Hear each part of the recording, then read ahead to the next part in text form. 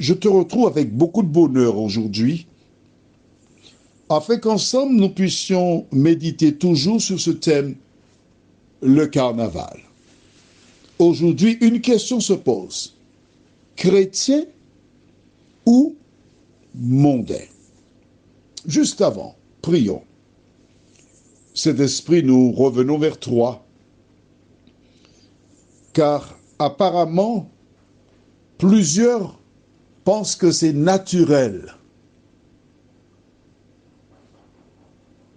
d'aller et de participer au carnaval. C'est une tradition qui est installée depuis fort longtemps, mais nous ne voulons pas suivre la tradition, mais ce que dit la parole de Dieu. Alors merci de nous diriger dans la vérité, de nous conduire, nous t'en prions, au nom de Jésus et pour ta gloire éternelle. Amen. Alors pourquoi tu dois avoir le cahier de 300 pages, la Bible et la pointe?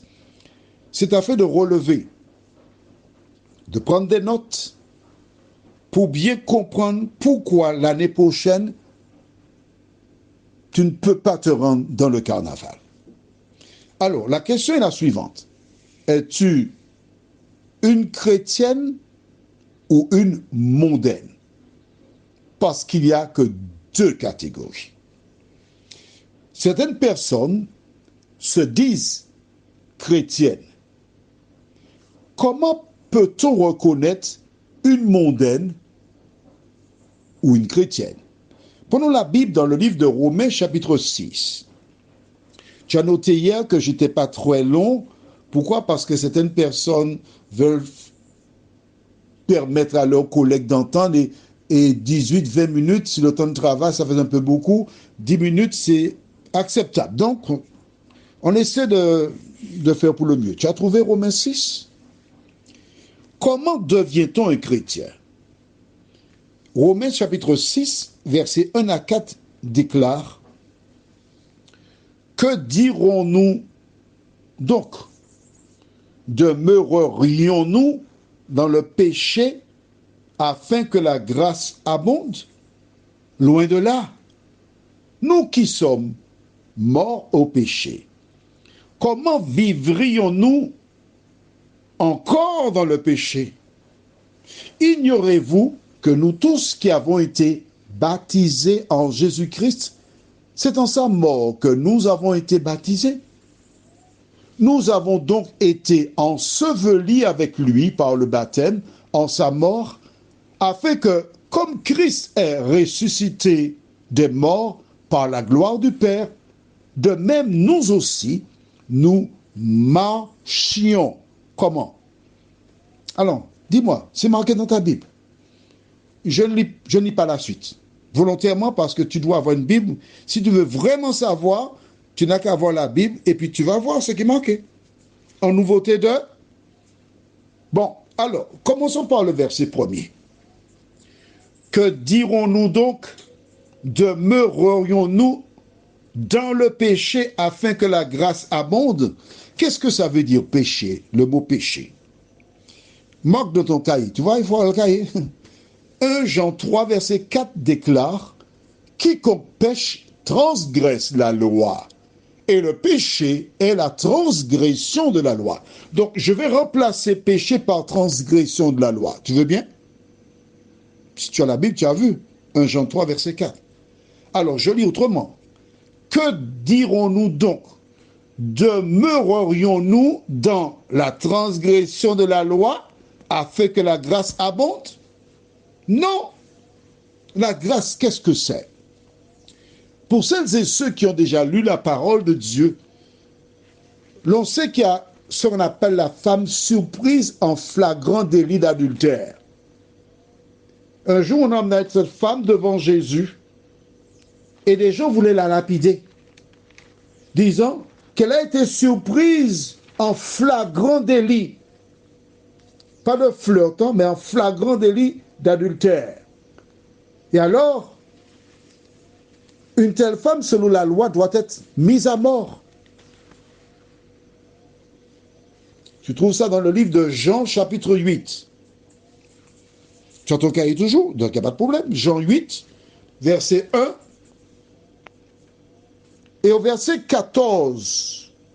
Donc tu vas lire du verset 1 jusqu'au verset 14. Jésus a délivré cette femme. Et avant de la congédier, voilà ce qu'il dit au verset 14, parce qu'il a posé une question, où sont ceux, verset 11, où sont ceux qui t'accusaient, femme? Elle répondit, non Seigneur. Et Jésus lui dit, je ne te condamne pas, va, non plus, va et ne pêche plus, va et ne transgresse plus la loi. On est d'accord, c'est clair? Donc lorsque tu acceptes Jésus pour sauveur personnel, Saint Paul déclare que lorsque tu es baptisé, ça veut dire quoi?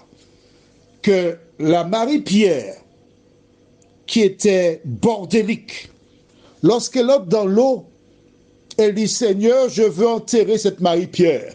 Et quand elle est plongée dans l'eau, où son corps est totalement dans l'eau, l'eau devient une tombe liquide. Et quand elle sort de l'eau, c'est pour marcher en nouveauté de, je ne dis pas le mot, va chercher ça, Romains 6, verset 1 à 4. Je suis obligé de faire ça parce que je t'aime. Je veux que tu lises la Bible. Je ne veux pas que tu te contentes de m'écouter. Je veux que tu lises la parole. Et quand tu lis la parole, personne ne peut te tromper. Alors, lorsque tu acceptes Jésus, tu es une nouvelle créature. Marque ça dans ton cahier aussi. 2 Corinthiens 5, verset 17. 2 Corinthiens 5, verset 17. Déclare, si quelqu'un est en Christ, il est une nouvelle créature. Les choses anciennes sont passées, voici toutes choses sont devenues nouvelles. Quand tu es un chrétien, tu es une nouvelle créature. Avant tu mentais, maintenant tu ne mens plus. Avant tu bougeais ton arrière-train ou ton train arrière dans le carnaval, tu ne peux plus faire cela parce que tu es une nouvelle créature. Pourquoi? Allons dans Galates chapitre 2 au verset 20. Galates 2, le verset 20 déclare, j'ai été crucifié avec Christ. Et si je vis, ce n'est plus moi qui vis, c'est Christ qui vit en moi. Si je vis maintenant dans la chair, je vis dans la foi au Fils de Dieu qui m'a aimé et qui s'est livré lui-même pour moi. J'ai été crucifié avec Christ. Je suis mort. Quand Jésus est mort sur la croix, c'est moi qui devais être sur la croix. Il est mort à ma place et à partir du moment où je l'accepte pour sauveur, c'est lui qui est en moi. Ce n'est plus moi qui vis, c'est Christ qui vit en moi. La question que je te pose, Rosemary, puisque Jésus, c'est lui qui vit en toi, est-ce que tu vois Jésus aller dans le carnaval pour chanter les choses qui sont interprétées? Dis-moi. Pierrot, dis-moi. Est-ce que tu vois Jésus descendre avec un boxeur sur lui et puis chanter, mimer des choses que l'on voit dans le carnaval? Dis-moi.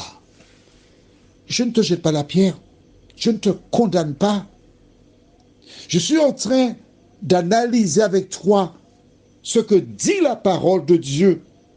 Mais c'est toi qui décides ce que tu dois faire de ta vie. Si tu dis aimer Jésus, si tu dis être un chrétien, peux-tu prendre plaisir à faire ce qui est contraire à la parole de Dieu? Allons donc, Colossiens chapitre 3, les versets 1 à 10. Si donc vous êtes ressuscités avec Christ, cherchez les choses d'en haut, où Christ est assis à la droite de Dieu. Attachez-vous aux choses d'en haut et non à celles qui sont sur la terre. Car vous êtes morts et votre vie est cachée avec Christ en Dieu. Quand Christ, votre vie, paraîtra alors, vous paraîtrez aussi avec lui dans la gloire. Faites donc mourir ce qui, dans vos membres, est terrestre, la débauche, l'impureté, les passions, les mauvais désirs et la cupidité qui est une idolâtrie. C'est à cause de ces choses que la colère de Dieu vient sur les fils de la rébellion, parmi lesquels vous marchiez autrefois, lorsque vous viviez dans ces péchés. Mais maintenant, renoncez à toutes ces choses, à la colère, à l'animosité, à la méchanceté, à la calomnie, aux paroles équivoques qui pourraient sortir de votre bouche. Ne mentez pas les uns aux autres, vous étant dépouillés du vieil homme et de ses œuvres, et ayant revêtu l'homme nouveau qui se renouvelle dans la connaissance selon l'image de celui qui l'a créé. Qu'est-ce que tout cela veut dire? Verset 1 au début. Si donc vous êtes ressuscité avec Christ, si tu es devenu une nouvelle créature, tu ne peux pas te rendre au carnaval. Tu ne peux pas non plus t'asseoir devant ton téléviseur pour regarder le carnaval et puis dire « Regarde-les, regarde-les. Ah, si Jésus venait maintenant, il serait perdu. » Mais tu prends ton pied, tu prends ton plaisir à le regarder à la télévision. Tu cautionnes. Tu es aussi coupable qu'eux. Tu n'es pas dans le vide, mais à travers la télévision, ton âme s'y trouve. Tu es là, ton cœur est là. D'accord, tu as été tenté, je comprends ça. Prions. Seigneur, il existe une différence entre les chrétiens et les mondains. Le chrétien, c'est cette personne qui a accepté Jésus pour sauveur personnel et qui marche en nouveauté de vie. Merci pour ta parole, ô Dieu. Merci de nous aider à la lire. C'est vrai que la tradition est là. Nous avons toujours entendu, vu, mais nous te demandons d'ouvrir nos yeux afin que nous comprenions la vérité qui est Jésus et que nous vivions pour lui plaire, nous t'en prions. Au nom de Jésus, pour ta gloire éternelle. Amen. Que l'Éternel continue de te bénir et qu'il te garde. Demain, nous verrons ensemble, si Dieu nous prête vie, l'appel de l'archevêque, M. David Macaire. Il a un message pour toi. À demain, si Dieu nous prête vie.